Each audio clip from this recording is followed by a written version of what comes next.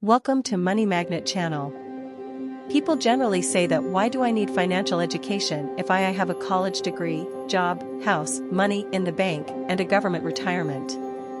But there is financial education for the poor and middle class. And, on the other side of the coin, there is financial education for the rich. This is why Warren Buffett said, "Wall Street is the only place that people ride to in a Rolls-Royce to get advice from those who take the subway." So in the world full of knowledge, it's too important to discuss the other side of the coin, what financial education is not. There are several myths of what highly educated people believe financial education is. Economics. A lot of individuals believe that economics taught financial skills.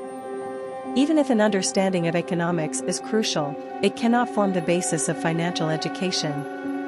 Since, if studying economics could make you wealthy, why are the majority of economists are poor? The US today, more PhD economists work for the Federal Reserve Bank than any other organization. So why is the US economy struggling if economists with PhDs could make us wealthy? You don't need an economics PhD to understand that the salaries of those economists are excessive. Balancing a checkbook. For many, learning how to balance a checkbook constituted actual financial education. And I'll tell you that it's crucial to balance your checkbook. However, there are many people who were able to balance a checkbook but remained in poverty. Saving money. Many individuals have tried to convince you that being modest and saving money is wise and the best course of action. But if I tell you that savers are losers, you'll be surprised. The evolution of money must be included in a true financial education. Many people are unaware that the United States and the rest of the world started printing money in 1971, the year President Nixon removed the dollar off the gold standard. When governments are printing money, why would a sensible person save money? To illustrate what happens when governments produce money, here are two charts. An individual who understands finances is aware that when banks and governments produce money, the value of money decreases and living expenses rise. Knowing your FICO score.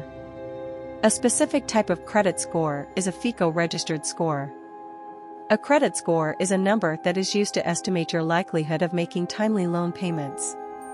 Companies use credit scores to determine whether to provide you a mortgage, loan, or credit card based on your creditworthiness.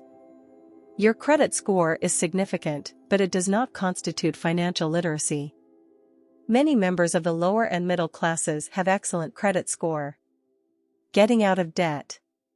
Debt was often thought to be bad. Living debt-free is something your known people may advocate. Living debt-free makes sense given their insufficient knowledge of finances. Good advice for the underprivileged and middle class is to live debt-free. But for wealthy, debt is money. Both good and bad debt exist.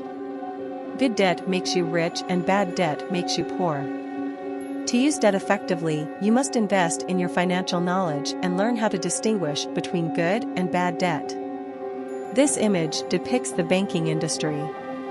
The overall structure of the banking system must be explained in true financial education. In the banking industry, there are savers and debtors. The global money system would fail without debtors.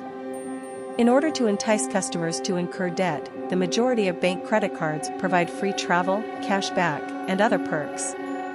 Instead of saving money, the banks profit on debtors.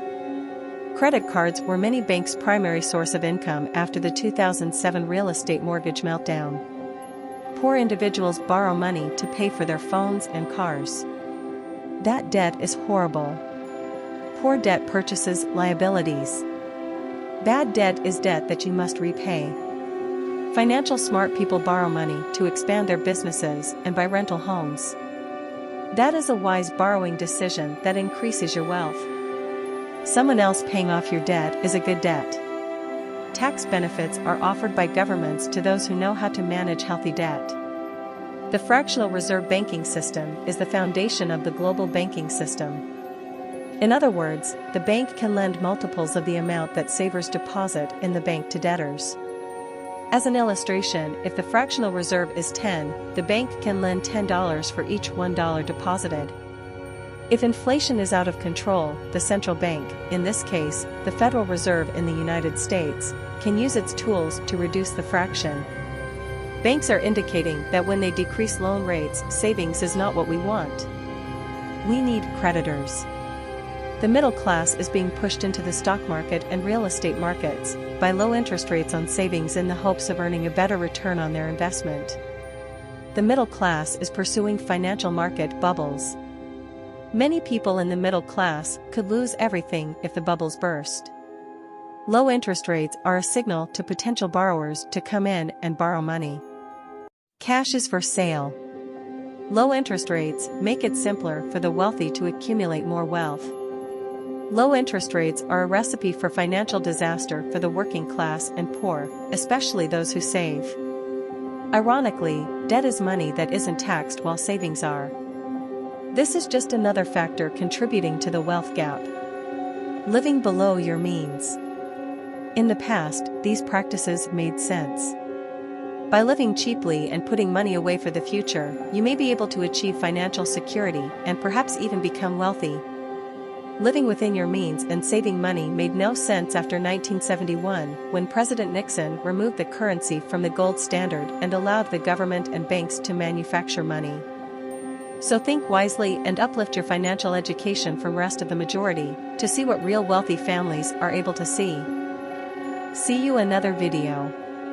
Till then, like and share this with your loved ones, so they can also uplift their wealth status.